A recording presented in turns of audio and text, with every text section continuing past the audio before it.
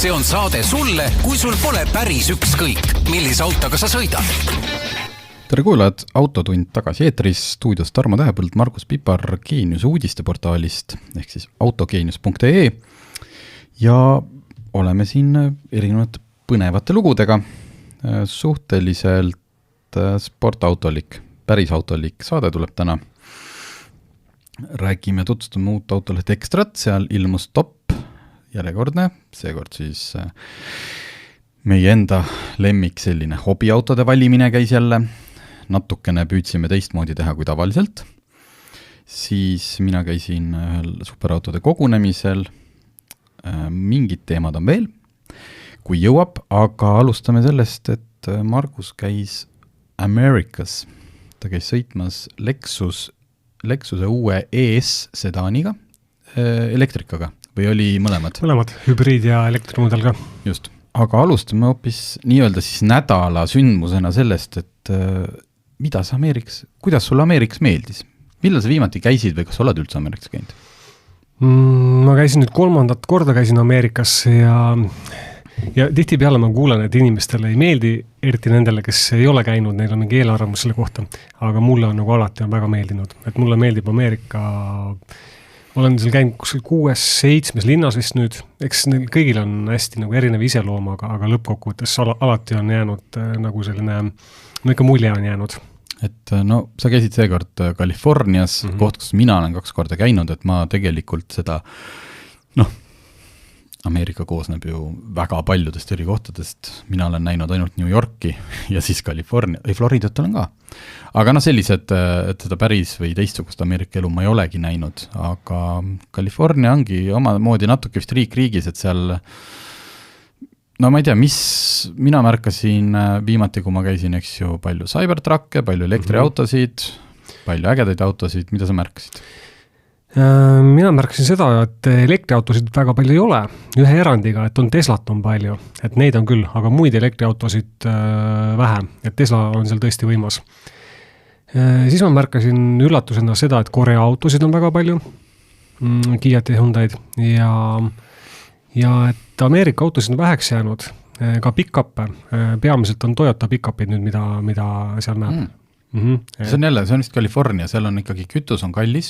Ja see oli üllatav jah, et kütus oli, ma vaatasin, õige pisut odavam kui meil. No ei, selles mõttes California esiteks ongi kõige kallima kütusega osariik ja teiseks, eks see Iraan eks see on mõjutas seal ka, aga just, et Californias ongi kõige kallim, et see, mida see nende presidendilaadne toode aeg-ajalt välja toob, et mis ei ole kütushind midagi, ta võtab kõige odavama osariigi, kõige odavama tankla nagu hindu. Tegelikult see ei näita keskmist või seda õiget olukorda. Aga selles mõttes Ameerika auto, Tesla ongi Ameerika auto.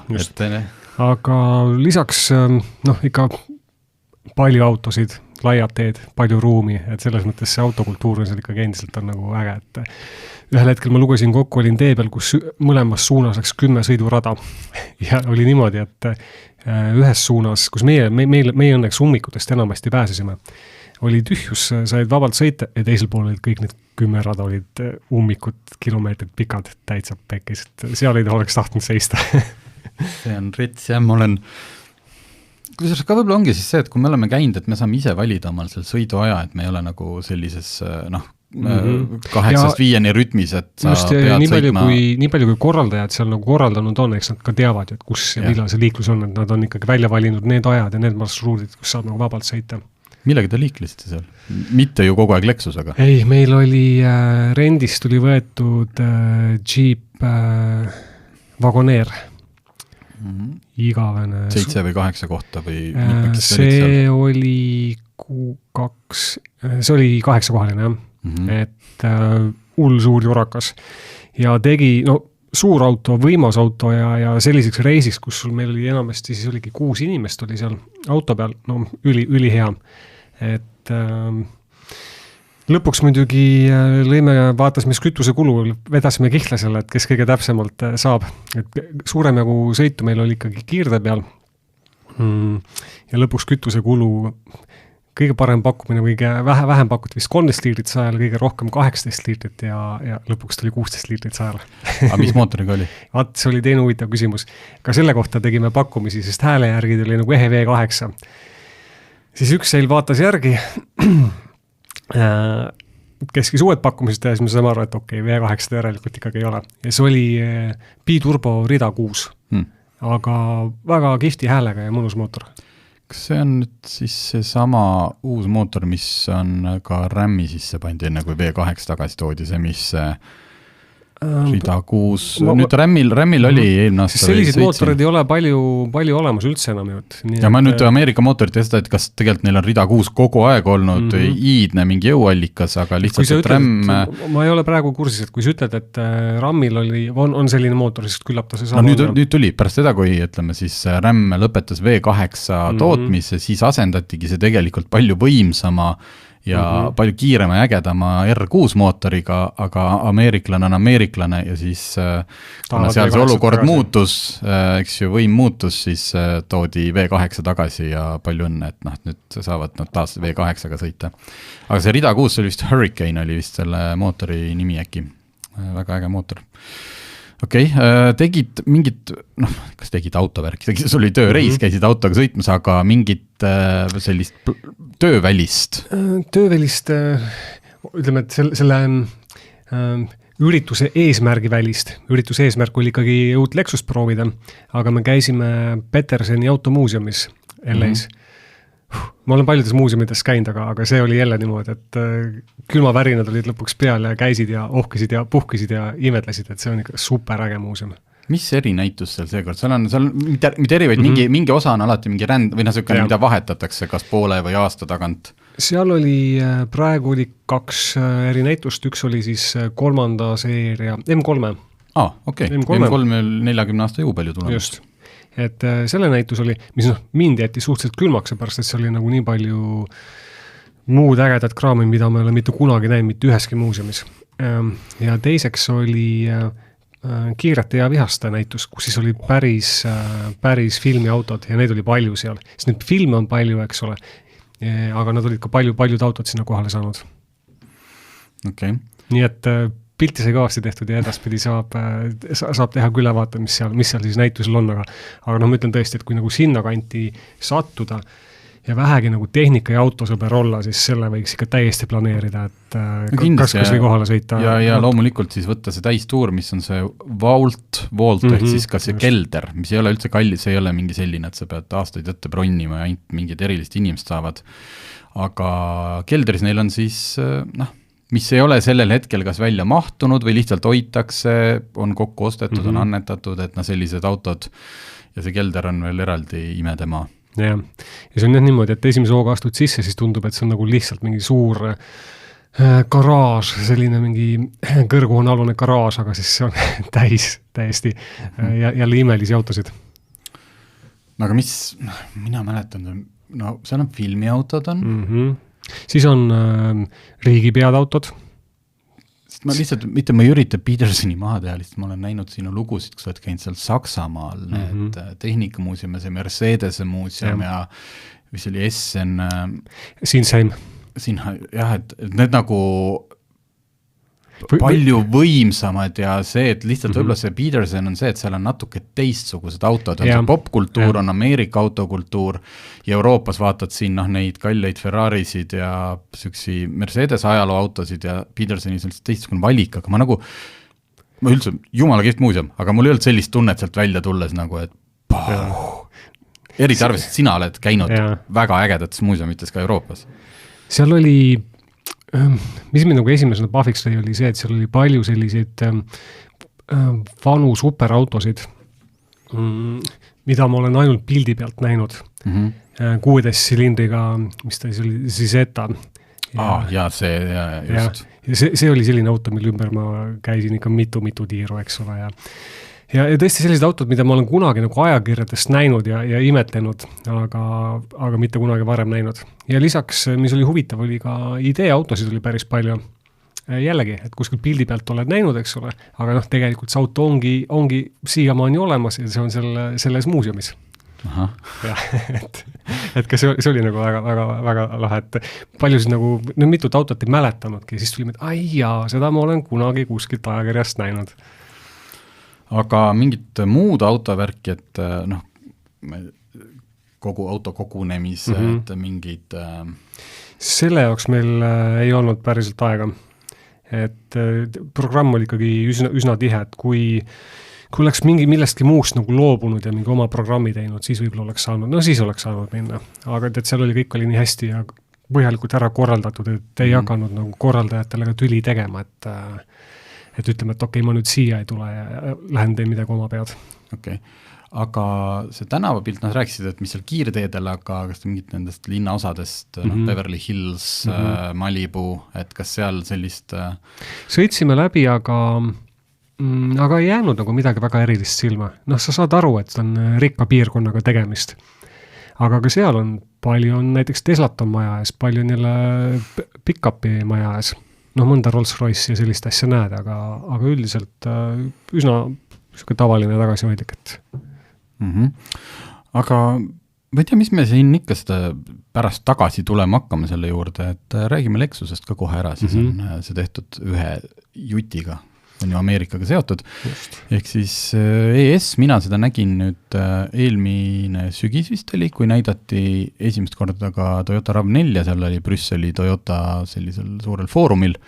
Mõlemad olid muidugi toona staatilised, sai sisse istuda, sai pildistada, filmi teha, aga sõita mitte. Tundus seal päris impressiivne, sest ta lihtsalt on nii palju kasvanud, et nad vist LS-i nagu ei teegi enam või? Kas see oli 5-meetrine peaaegu? Ei, ta on üle 5 meetri. Üle 5 meetri, jah? Ja pikkus kasvas, ta on 5,14 siis oli. Ja pikkus kasvas üle 16 sentimeetri. Ehk et see ei ole lihtsalt facelift, eks ole, et ta näeb küll suhteliselt sarnane välja sellele eelmisele ES-ile. Ja Camry'le ju tehti tegelikult facelift, mis oli nagu, on selle ES-i sõsarmudel. Aga see on ikkagi nüüd täiesti pikem ja hoopis ka järgmine uudis on see, et ta on ju elektriline nüüd. Et on suur ja lisaks tavahübriidil on siis 2 sorti elektrit pakutakse. 2 sorti ehk siis 2 suurus akut või et pistikhübriidi? Ei, 2 võimsus tegelikult. Okei, 2 võimsus, okei. Jah, et on esiveoline ja nelikveoline ja mis ta siis on? ES500 ja ES500 ja ES350 ehk 2 akud on neil sama suured, aga võimsuses ja dünaamikas on erinevus. Sõiduulatus? Halvemal juhul kuskil 460 kilomeetrit tehasandmete järgi siis ja paremal juhul ligi 600 kilomeetrit. Okei, see on nüüd tüüpiline, et nad ei ole läinud praegult seda hiigelsuure sõiduulatuse teed nagu mõned teised, et neil on vist äkki 77 kilovatti akud vist on, 72 kasutatav. Jah, just. No mis me siis ütleme, ma olen selles autos istunud, et ega ta see ilmselt see foori taga mingi Teslade lüpsmise auto ei ole, et rahulik, vaikne või on ka kiire? No kui me hübriidist räägime, siis see ei ole kindlasti mingi Tesla lüpsimise auto. Hübriid, jah, tõsi. Aga Camry ka enam ei ole?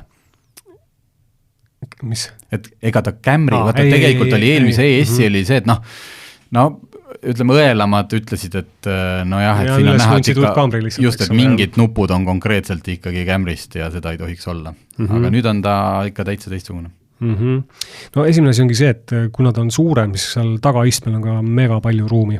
Et täiesti ongi selle LS-i ja seda sorti luksusautode tase. Hübriid, vaikne, ökonoomne, nagu nad ikka on, eks ole, aga kui kiirust tahta, siis on elektrimudelid on midagi palju paremad. Ja Camryst elektrit ei ole, eks ole, see on esimene erinevus. Ja seest eks ta ikkagi on täpselt selline, nagu üks Lexus on. Et hästi vaikne, mugav, materjalid on väga korralikud. Luksusauto. Mis ma nagu ütleksin, nagu mis mulle ei meeldi üks asi. Jah, just selleks me olemegi tegelikult ju siia kogunenud, mitte et lihtsalt nagu kõigile halvasti öelda, vaid selles mõttes, kiita minge avage Lexuse kodulehekülg ja saate kogu selle osa sealt kätte, takuumid ja kõik need jaapanikeelsed sõnad, mis seal autos on, meie töö tegelikult on ju tuua välja ka natuke miinuseid, nii et seda ma olen ka aja jooksul õppinud, et alati kui et nendel üritustel samamoodi, et sõidad autoga ära ja siis tuleb kohalik esindaja sinu juurde, no mis sa arvad? Ja minu töö on see, et alati on nagu väga palju head, aga minu töö on nagu üles otsida, mis on halvasti. Ja alguses ma ütlesingi neile esimese asjana ära, mis mulle ei meeldi, siis vaatad, näod venisid pikaks. Nüüd ma olen ikka õppinud, et ma kõigepealt natukene kiidan ja siis ütlen, et kuule, aga poisid, aga miks see niimoodi on, eks ole. Ja ES-i puhul oli see, mis mulle ei meeldinud, oli see, et kui vana või siis eelmine ES, see armatuurlaud oli siuke isikupärane, teistmoodi, siis nüüd on mindud seda teed, et on jälle lihtsalt üks suur ekraan on keset seda armatuurlauda, eks ole. Seal mingid väiksed viguraid on, mis on teistmoodi, eks ole, seal armatuurlaua või selle ekraani all näiteks on need peidetud nupud on. Paned auto käima, siis need ilmuvad nagu plastiku alt nagu tulukestena nähtavad, nagu Nissan Arial. No vaat, see on vähe teistmoodi. Aga muidu on, mulle meeldis eelmise mudeli armatuurlaud rohkem, selles oli isikupära ja erilisust. Ja need autod, mis teil sõita oli seal sees, siis demodega kunagi ei tea, mõnikord tuuakse need kõik tippvarustuses, aga ja ma tõesti kindel olen, et hästi paljudel inimestel maailmas meeldibki näiteks tume sisu, aga oli seal seda LS, mis oli siis kõrgem klass, pikem, suurem, võimsam, seal oli mõni versioon, millega ma olen sõitnud ikka nii selline käsitöö luksus, et mitte see luksus, kus sul on šampanjaklaasid ja mingid hästi palju LED-tulesid, vaid seal oli seda Jaapani Lexus rahulikku mõnus, et vaatad detaile, silitad käega, hästi mõnus on. Et kas demo autodes oli, seda üritad välja tuua, et saad aru, et on teistsugune? Tead, natukene oli sellist tipp-Lexuse vaibi küll. No esimene asi on see, et kuna tal nüüd teljevahe tehti samamoodi 8 sentimeetrit pikem, taga ongi jalaruumi palju, siis nüüd neil saad tellida selle niinimetatud Ottomani tagaistme, mis siis on kõrvalistuja taga, sa saad lasta tagaistme siis selle ühe poole nagu pooleldi lamavasse asendisse ja jala toe üles, nii sa saadki nagu pikutada seal. Et see on kihvt. Ja siis teine asi oli see, et kõik mängivad praegu, eks ole, selle meeleolu valgustusega. Siis ES-il on nüüd uksepaneelid, selline nagu bambuse disain on seal ja siis see valgus mängib selle nagu bambuse disaini, nagu selle bambuse mustri sees väga kihtilt. Et midagi on nad ikkagi teinud nagu jälle teistmoodi ja huvitavalt ja eriti pimedas oligi teistmoodi ja tore. Issand, ma mäleta, just hiljuti ma nägin, kas see oli ka, võib-olla oligi mingi Toyota autos, ma nägin seda ka, et just selle puitimitatsiooni sees, ja see ei olnud Rolls-Royce, oli nagu, või puit, ühesõnaga oligi tagant valgustatud, et mingid siuksed... Oli ja mingi auto, mulle ei tule ka meelde, aga mingi sarna hiljuti just nägime küll kuskil, jah. Aga ühesõnaga, see nägi väga kiht välja. Kas hind on ka juba teada või? Jaa, hinnad on täitsa Eesti kodulehel olemas. Hübriidi hind algab 60 000 ja kui sa, alati saab seal mingit katuseluuki, teistvärvi, nahksisu ja nii edasi juurde panna, siis see läheb välja ligi 67 000, aga praegu tehakse seal mingitele versioonidele ka väike soodustust. Ja elektrimudel algab 67 400 eurost ja siis see tipp kõige võimsam 500D nelikvioline maksab veidi üle 70 000 ja soodustusega veidi alla 70 000. Okei, nüüd on jälle see raske küsimus, et kas ja kes ostab sedaani, eks ju. Et mis on nagu hästi veider selles mõttes, et ma saan aru, et Tesla sedaani ostetakse sellepärast, et ta on odav, aga et iseenesest sedaani ju ostetakse. Kui me räägime, Model Y tegelikult on luukpära, aga ta ei ole ka päris linnamaastur. Model 3 on ju ikkagi selgelt nii-öelda väike, tavaline. Eks see sedaanide turg ongi ikkagi rohkem premium Nobel-tootjate nagu pärusmäeks jäänud, et nemad väga vähe on ju, kes muid tootjad, kes praegu pakuvad sedaane. Aga Lexus on Euroopas ja on Lexusi suhteliselt nišimudel, et meil läheb tal isegi hästi ja ma arvan, küll meil neid ostetakse mingil määral, aga ja Ameerikas kindlasti, aga Euroopas muidu ilmselt vähem. Selline mõnev rootspärane, aga sellest ekraanindusest on muidugi kahju, et sealt seda teed minnakse. See on kulude kokkuhoid. Ja teine asi on see, et vaata, kõik teevad. Igast pressiteates sa loed, et meil on nüüd nii suur ekraan ja sinna peab ju kõik ära mahtuma tänapäeval. Et eks see nagu mingis mõttes on selline sundkäik, aga kahju on ikkagi. nii, minu oma nädala sündmus tegelikult on ka eraldi teema, mida võtame siin arutada, lihtsalt ma saan siis jälle välja öelda ja nagu ma ka kirjutasin interveebis, et kas sa üldse oled, eks ju, autoentusiast või autoajakirjanik, kui sa see nädal ei ole midagi arvanud Ferrari Luce kohta. Ferrari elektriauto, ma arvan, et selle saate kuulajad on kõik seda näinud internetis, kui ei ole. Kui sa roolis oled, ära tee midagi, kui sa ei ole roolis, siis kirjuta sisse Ferrari Luce, L-U-C-E, valgus. Ja sa näed, millest me räägime, millest käib jutt, milles on poleemika. Nimelt Ferrari tõmbas katte oma esimeselt elektriautolt. Seda, et see tuleb hästi võimas, üle 1000 hobujõu mingitel hetkedel, mingis režiimis, eks ju. Sellel on mootor, igal rattal oma mootor, see, et see on tehnoloogiliselt väga vinge ja et see tuleb linnamaasturlik, seda oli ka teada, kuigi ega Purosangue pole ka ju linnamaastur Ferrari enda sõnul, ta on lihtsalt 4-kohaline Ferrari, 4-ukseline. See kõik oli teada. Talve lõpus näidati ka interjööri ja siis toodi esile juba seda, et selle auto disainimise juures on üks disainifirma, Love From kaasatud, mille üks asutajatest ja tegijatest on Johnny Ive, kes on Apple'is aastaid olnud, esimest iPhone'ide, iPadide, kõige selle disainimise juures, et väga legendaarne vend. Ja seda näitas ka selle Ferrari Luce nii-öelda interjöör, mis on lihvitud alumiiniumist täiesti seissugune kui senised Ferrarid, hästi palju füüsilisi nuppe, aga paljude jaoks ikkagi päris harjumatu välimusega. Toona, kui see interjööri pildid avalikustati, siis oli selline, automaailm jagunes suhteliselt 50-50, osad ütlesid päris äge, näiteks mina, teised leiavad, et ei, Ferrarile siuke vigurdamine ikkagi ei sobi, see on nagu selline Apple'i disain ja kõik, et see oleks kellegi teisele.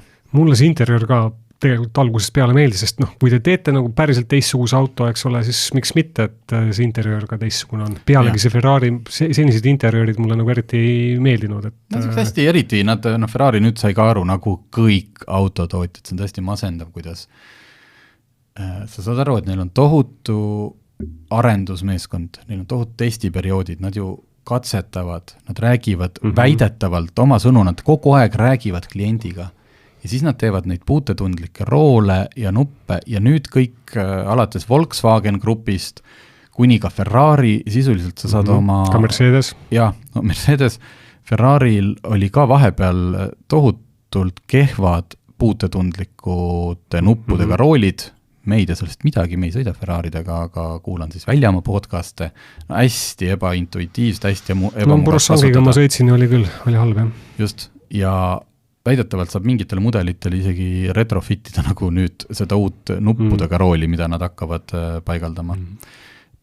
Just täna jäi silma uudis, et Polestari juht ütles, jah, siin kliendid kõik ikkagi räägivad, et nupud on olulised ja meil kindlasti tulevad nagu nupud tagasi. Nagu halloo, kas te ennem ei küsinud või te küsite mingilt veidralt, mingit täitsa teistsuguselt seltskonnalt, kes on harjunud, kes ei ole autoinimesed, või tegelikult ongi see, et kui sa küsid inimeselt, siis on tõesti, et puutetundlik, sinna saab palju funktsioone, et kuidas sa seda ette valmistad inimest. Jah, just, et kuidas sa tema käest seda küsid võib-olla. Versus see, et sa annad talle reaalselt selle asja kasutada ja tule 2 nädala pärast ütle, kuidas oli, aga nad ei saa anda. Sest tegelikult on ju niimoodi, et mäletan kuskil 10 aastast, kui hakkas see asi metsikult puutetundlikuks minema, siis me kirjutasime ja kogu aeg kirjutasime, et come on sõbrad, et see ei ole normaalne, et sa pead nagu kliimaseadet ja raadiot juhtima niimoodi, et ekraanilt, et kõigepealt nagu mitu asja ja siis saad volüümi umbes muuta. Läheb 10 aastat mööda ja nüüd lõpuks nagu tuleb mingi tagasiside, et okei. Ja toona oli veel see, et need puutetundlikud ekraanid, et kehvad, nüüd on nad palju paremad, aga millegi pärast hakati sinna veel rohkem asju panema ja need, ühesõnaga, mis me seda siin. Aga et neid tavanuppe on tagasi tulnud tõesti, kõik toovad tagasi. Ja siis see Ferrari interjöör eriti kihvt ja nüüd sel nädalal tõmmati kate autolt endalt ja püha jumal. Mis siis lahti läks? Mis asi sealt välja tuli? See, et see auto on lausa 5-kohaline, on minu arust küll kõige väiksem mure, minu arust on see okei, kui teil disain võimaldas selle auto 5-kohalist teha nagu lasta olla.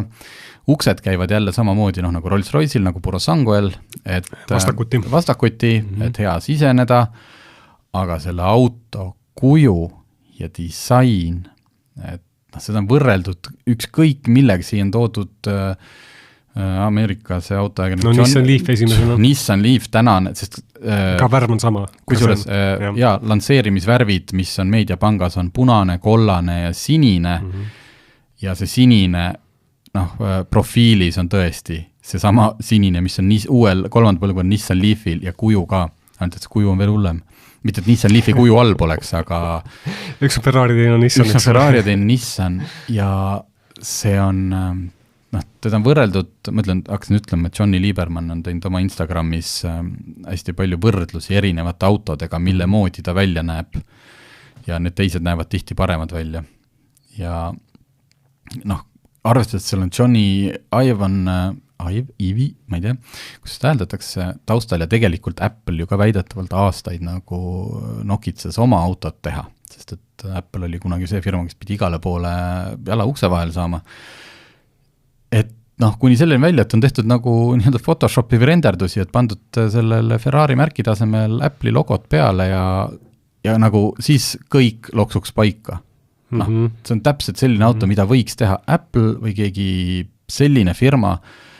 Ta ei ole nagu linnamaastur, ta ei ole sportauto, ta on mingi veider, ta on auto, mida tavaliselt näidatakse näitusel mingi erilise kontseptautona, et see on umbes disaini suund, mis 20 aasta pärast ja siis on topitud täis mingit veidrat tehnoloogiat, mida kunagi kasutusele ei võeta. See on kontseptauto.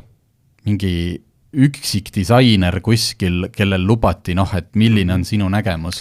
Ja kõige halvem on see, et see ideeauto ei ole nagu üldse Ferrari moodi. Ta üldse ei ole Ferrari moodi.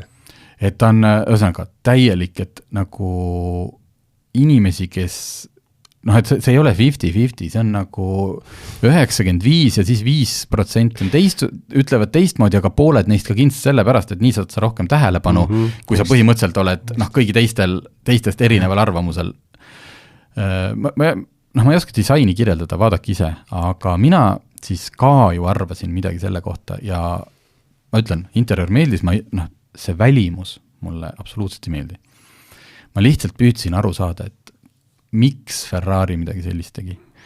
Miks peab üks et börsifirma niimoodi nagu šokeerima oma siis kliente ja ka üldse automaailma? Neil ei ole ju vaja ka publicity't. Nad ei ole uus firma, mingi startup nagu on Rivian või Lucid, kellel lihtsalt nagu iga kajastus on oluline, et inimesteni jõuaks, et selline auto on olemas. Ferrari võib kõik mida teha ja nad saavad oma kajastuse kätte. Nii et seda neil ei olnud vaja. Ja minu teooria, see on minu teooria, ma ei ole seda kuskilt mõeld lugenud, võib-olla kellelgi veel, on lihtsalt see, et Ferrari on näinud, kuidas võetakse vastu tegelikult elektrilised super- ja hüperautod. Lotus Evija oli vist see sportauto, Elektra oli kindlasti see linnamaastur ja Emeia on vist see elektriline sedaan, ma ei tea, kas see üldse on turule. Ei, üks on vist isegi Eestis. Ühesõnaga, ega seda Lotuse neid hüperelektriautosid keegi osta. Rimats, Neverat, mingid üksikud müüakse, aga see on nagu, nad tahavad müüa umbes ilmselt 12 autot, neil ei olegi vahet. No ja parim näide on tegelikult Porsche, mis on Macan-nud, eks ole näiteks. Just, et Porsche nagu astus hullult ämbrisse, Lamborghini pole oma elektrikad nagu canceldus ammu ära, McLaren ka, et saadi aru, et sellele Ferrari ostjale, isegi kui nad oleks teinud selle elektriauto, mis näeb välja sama äge ja vinge kui Purosangue, paksud, puusad, selline ikka super macho elektriauto, seda ikka poleks keegi, nagu see Ferrari ostja, paar tükki, mõni võtab lihtsalt harjumusest või sellepärast, et saada õigust osta nagu kuskilt järjekordne Ferrari, et sellele kliendile nad nagunii seda elektriautot maha ei müü ja kui juba arendus on tehtud ja et teeme siukse auto, mida me müüme täiesti teistsugusele inimesele, kellel pole kunagi ühtegi Ferrarit olnud, kellel pole mingit seost sellega, kes on need uued moodsa aja mingid moe, disaini ja need inimesed, kes siis aru, et miks auto peab lärmama. Mis viga teil on, miks te peate siin ristmiku peal seda gaasi andma? Aga tema jaoks on oluline see bränd. See on see, kes ostab seda kõige võikamat mingit ketsi, mis näeb välja nagu HR Giegeri tehtud mingi asi ulme sealt Alieni filmist ja ta maksab sellest 5000 eurot näiteks selle ketsipaari eest. Ta kannab riideid, mida nagu, sa saad kuskilt silt vintage poest ja need on täis pumbatud ja võib-olla tehtud, ma ei tea millest, ja siis ta maksab ka nende eest, eks ju, 20 000 eurot mingi pusa eest. Äkki see on see inimene.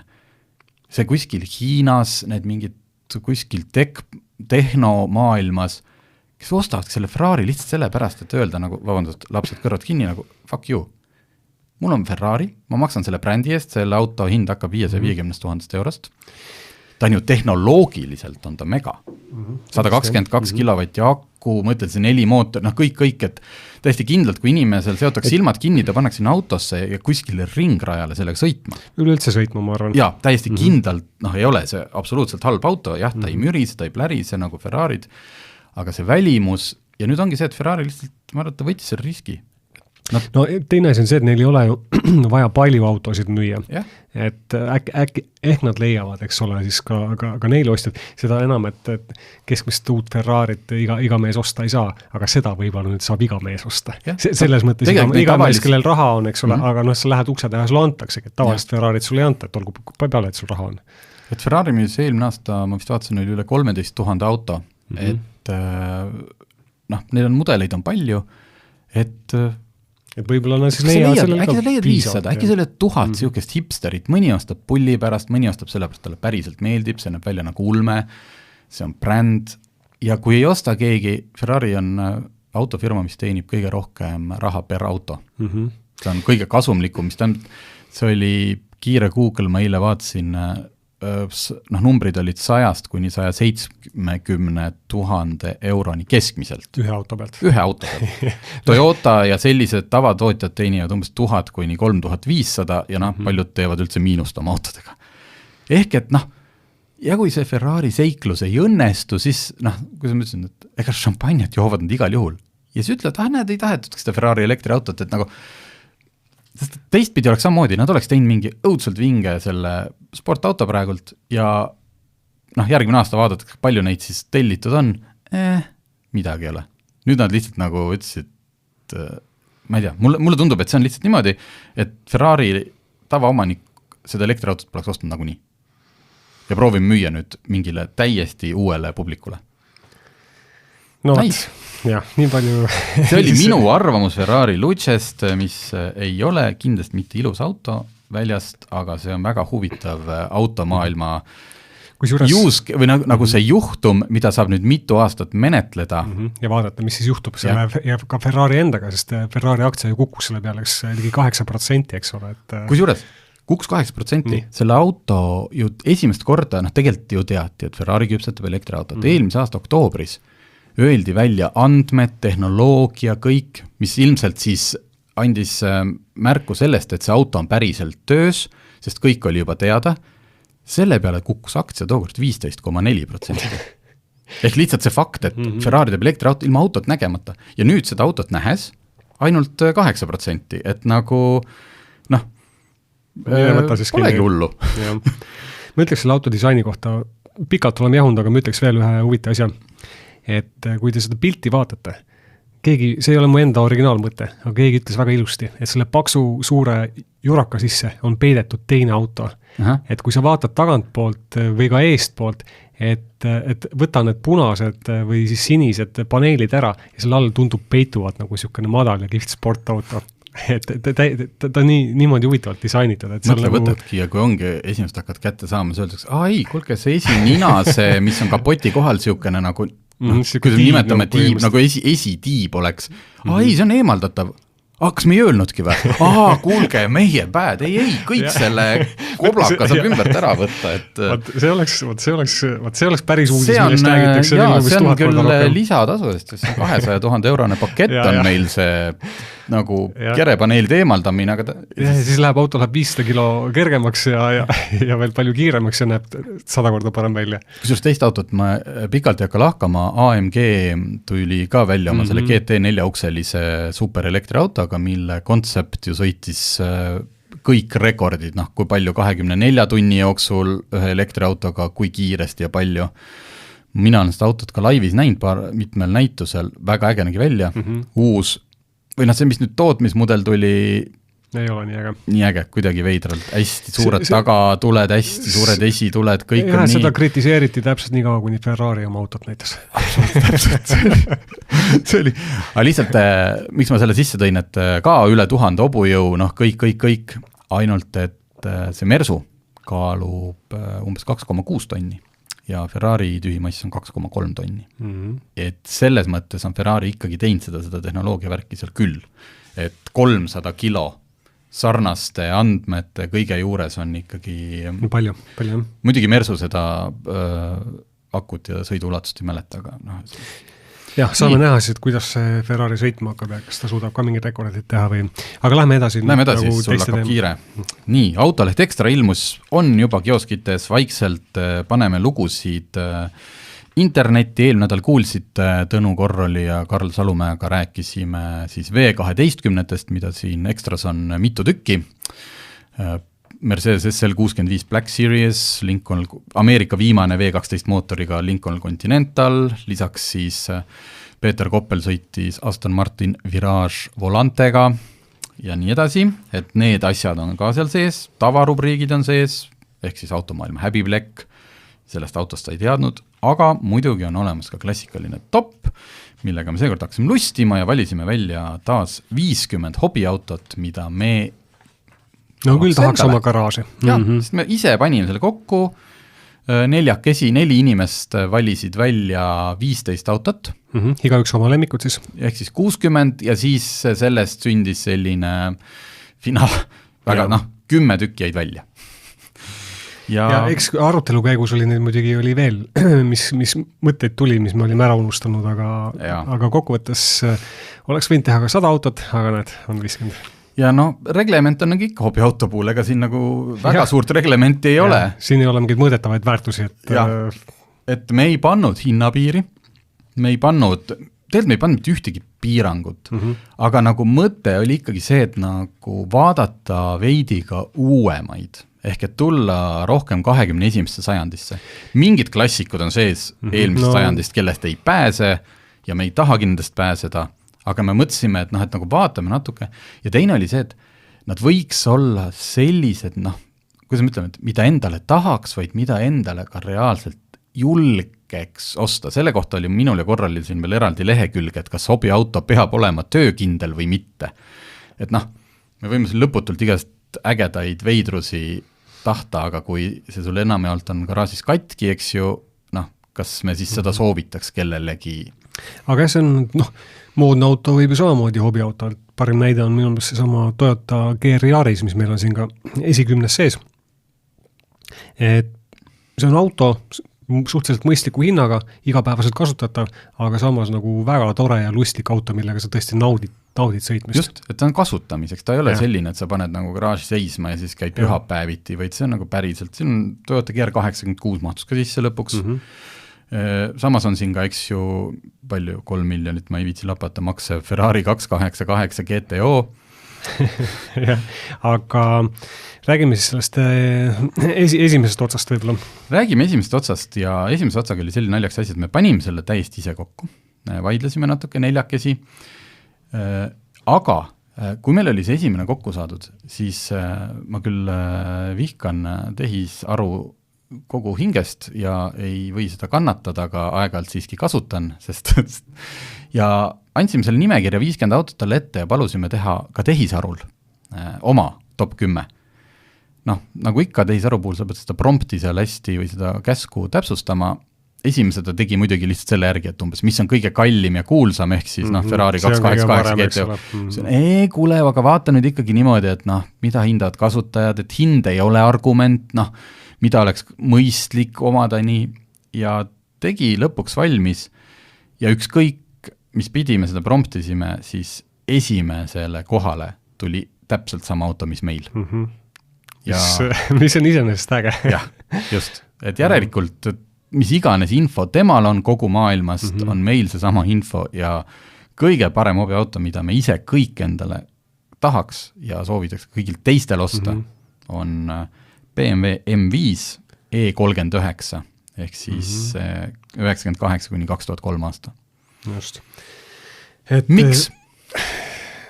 Kui ma kirjutasin sellest autost siia siis lõpuks ja meenutasin, mida selle auto kohta uuena räägiti ja vaatasin võrdlusteste ja no kokkuvõte oli see, et see on nagu maailma parim sedaan oli toona ja seda öeldakse ka praegu, et no igal juhul üks maailma kõige paremaid sedaane, mis on ever toodetud.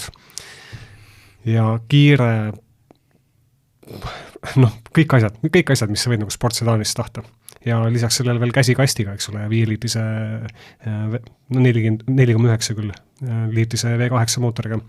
Et nii, aga mul nüüd küsimus, kui siin oleks Tõnu korral, me tegelikult oleme mõelnud teha ka eraldi saate teemal, eks ju, et autod, mis pääsesid minema või mille ostmist, need M5-ed ja tegelikult on ka Eestis, ma vaatasin, üks on ju hetkel müügil küll hästi suure läbisõiduga 18 000-ga, meil on siin pandud hind alates 30 000-st. Need hinnad me panime see sellist, noh, et nagu me päris alumist otsa ei võtnud. Kõige viimast raivet ei olnud, jah. Et aga ka see 17 000 ei ole vist olnud selle auto põhi või noh, ühesõnaga, miks sina, kes on tegelikult ju ostnud väga mõistlikke ja see M5 ei ole läinud praegult heaks autoks? Kuidas, mis sind on takistanud seda nagu lööki sisse võtmast või otsust tegemast? See oli puhtalt sellepärast, et siis kui mul oli klassivend müüs kunagi sellist ja ta on siiamaani BMW fänn ja alati kõik autod hästi korda teinud ja tema käest oleks olnud nagu kindel ost. Ta ei müünud teda küll nagu päris turu põhjahinnaga, aga ma mäletan, see oli ikkagi äkki kuskil siis 15 aastat tagasi ja ma pakun, ta võis maksta mingi veidi üle 15 000 euro. Et, ja siis oli puhtalt see, et siis ma veel ei vaadanud nii kalleid autosid. Siis oli ja muidugi läks umbes 3 aastat mööda ja mõtlesin, et aga kurive, mul ju oli see raha. Et ja siiamaani võib-olla on seal konto peal, eks ole.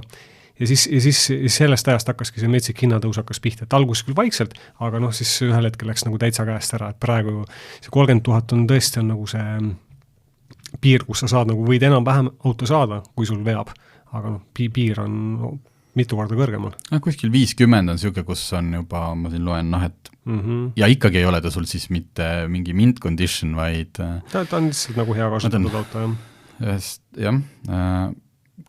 Me teame, et sealt see järgmine, see Bangli, see V10 M5 on suhteliselt legendaarse kehva, väga kallite ülalpidamiskuludega. Kuidas sellega on, et nagu jah, BMW, eks ju keredetailid ja kõik see on ju tegelikult E39, neid võiks ju leida siit-sealt. Palju on sama, aga mitte päris kõik, eks ole. Lihtsamad asjad, nii, aga kui sa nüüd seda hooldada, omada, kas see tähendab seda, et kui sa ostad selle 30-ga, et sul peaks teine 30 olema arvel nagu kogu aeg? Kui sa ostad nagu kehva auto, siis ma arvan, et sinna 10 000 sisse panna ei ole mingi küsimus, et ega ta nagu mingi lõpuni lihtne auto ei ole, ta on ikkagi omaaegne nagu tipptehnika ja vana tipptehnika. Aga võrreldes selle järgmise põlvkonnaga on ta kindlasti palju nagu mõistlikum auto. Et ohte on vähem ja kulud ja remondikulud on ka väiksemad. Nii et ärge olge nagu meie, vaid kui teil on võimalik, siis ostke omale üks E39 M5 korralik ja te olete suhteliselt, kui teil selleks just midagi ei juhtu, siis olete suhteliselt turvaliselt sellises kohas, et tõenäoliselt see autoga vähemalt tulete nulliga. Ja kui eriti hästi läheb, siis korraliku kasumiga. Ja lisaks saate nautida ka, et need ei ole need autod, mida sa pead müüma pärast, oi, mul juba 16 000 ees, et ma nüüd panen küll seisma, et kuna ta on nii vana ja ikkagi selline sedaan, et siis nende läbisõidud on päris suured ja ikkagi veel auto on ihaldusväärne. Teisel kohal Porsche 981 põlvkonna Cayman ja Boxster, siin ei ole põhjust peatuda pikemalt, Porsche väike võrdlemisi soodne, võrreldes 911-ga. Ja juhitavuselt ilmselt üks maailma kõige paremaid autosid, et ja taas hinnad algavad 35 000-st, et ei ole ka selline Järgmiseks panime 90. aastate Mercedes-Benz SL-i, see on selline superklassikaline valik, millega igaüks mõistab, kui te selle auto omale hobiks ostate. Ja ausalt öeldes mina jätakski praegult nüüd lugejatele endale või lugejatele ka muidugi, kuulajatele avastada ülejäänud 47 autot, enamike kohta, mis kuni 30. kohani oleme siin kirjutanud ja siis edasi on veel selliste piltide ja andmetega mingi valik. Ja, siin on klassikalist hobiauto valikut, on uuemat ja on ka mõned nagu päris üllatused. Just. Ja siis see saate lõppu põgusalt, et kui olete natuke järgmises klassis, et kui te neid 35 000, kuigi seal Pärnus toimus siis Eesti Superautode klubi Blacklist hooaja avamine, kuhu tuli kokku pea 100 autot, Ferrarid, Lamborghinid, Aston Martinid, Mercedesed, kõik. Väga impressiivne üritus oli, väga kihvt oli nüüd kõik autod koha peal, kui Pärnu seal Porsche ringil oli kogunemine hommikul, ja tuleb, pikk rivi, kõigil pandi kleepsud peale, siis vaatad, see nagu ei lõppekski. Osad olid ka muidugi Soomest, Lätist ja Leedust, et kõik need ei olnud Eesti autod. Et sellist autot pärast linnas nägin ka ühte, lihtsalt tahtsin öelda seda sinist M5, sellist E39. Oh my god, kui ilus see oli tõesti, see on see tunnusvärv ja need tunnusveljed ja kõik nagu... See ongi, korraks teemasse tagasi tulles, et ta on peaaegu nagu tavaline E39, aga sellised väiksed detailid annavad nii palju juurde, et alati vaatad järgi. Ühesõnaga selle Blacklistiga, et me lähenesime sinna, mõtlesime, et kutsuti sinna vaatama ja kõik, et aga enam ei ole nagu ka tänavapildis see, et me teeme nüüd galerii, et oli hästi palju Lamborghinisid ja Ferrarisid, see ei ole nagu tänapäeva Eestis enam haruldane, aga kuidas läheneda siis sellele? Ja siis ma mõtlesin, et läheks küsiks, et see mõttemäng, et nagu hobiautodega ka, et ostaks seda või ostaks teist, et kui mul oleks see raha olemas, mis ma ostaksin?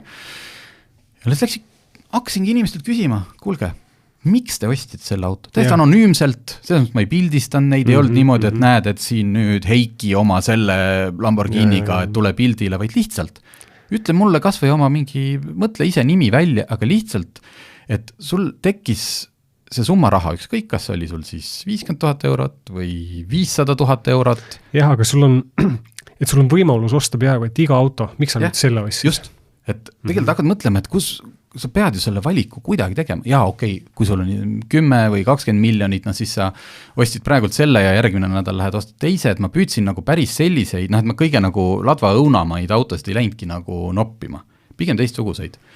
Ja päris huvitav, siin panin sisse vist üks 15 erineva omaniku autod niimoodi, jutud sellest, miks nad valisid just selle auto. Ja ma lugesin ja see on teistmoodi huvitav lugemine, et see teine maailm. Seal ei ole sugugi ei ole kõik sellised, et ma ei tea, oli siin keegi pakkus ja võtsin ja ma ei tea. Ja mul on 10 autot veel. Mul 10 autot veel, et oli ka neid ja ma olin praegu ebaaus, et selliseid ülbikuid tõesti ma ei kohanudki ühtegi. Lihtsalt, et see võib-olla ei ole huvitav kuulata, aga oligi inimesi, kes 2, 3 või isegi rohkem olid sellist, kes tegelikult ütlesid, et ma valisin selle auto selle järgi, et ma olen alati loomulikult mingid unistused, ma olen seda alati tahtnud, nüüd teeks võimalus, aga et ma selle tehinguga tõenäoliselt ei häviks. Ma olen väga vaadanud selle auto, mis hinnad teevad, kui palju ma sellega pealt kätte saan, mis mu kulud võiks olla ja reaalselt, kui ma ära tüdinen või tahan vahetada või ei saa enam lubada, ma müün maha ja ma olen põhimõtteliselt nullis. Sellist majanduslikku mõtlemist, eriti just natuke kasutatud niimoodi vanemate Ferraride ja auto ja puhul, päris palju oli seda. Jah, väga rikas inimene oskab sama hästi või võib-olla veel paremini raha lugeda tegelikult. Just. Ja siis oli see, et millega jõutakse Lamborghinid ja Ferrarid, alati oli, et mul siin oli Porsche varasemalt, aga siis või siis tahaks juba natuke rohkem seiklust võib-olla. Ja teine oli Audi R8, oli päris mitu inimest oli see, et nad nagu upgrade'isid oma autoparki Audi R8 pealt, mis on ju tegelikult tõesti soodsa sisenemishinnaga superauto. Ükskõik, kas ta on siis vanem V8, uuem V10, need on mingi, kas on jätkuvalt veel kuskil 50 000 juures võimalik või? Nad käisid jube põhjas, käisid ära. Ja mingid hinnad on ikka tõusma pööranud, et käsikastiga on ta küll minu meelest juba kallimaks läinud kõvasti. Et seda lugu veel veebis ei ole, top ka veel ei ole, varsti paneme, aga et mingi ostke see paberajakiri, sirvige, nagu ikka, head fotod, head lood, pikad, nautige sellist vana kooli auto ajakirjandust ja minge lugege, kuidas sünnib inimese peas otsus osta omale Lamborghini või hoopis Aston Martin. ja aitäh, et kuulasite, kuuleme varsti jälle.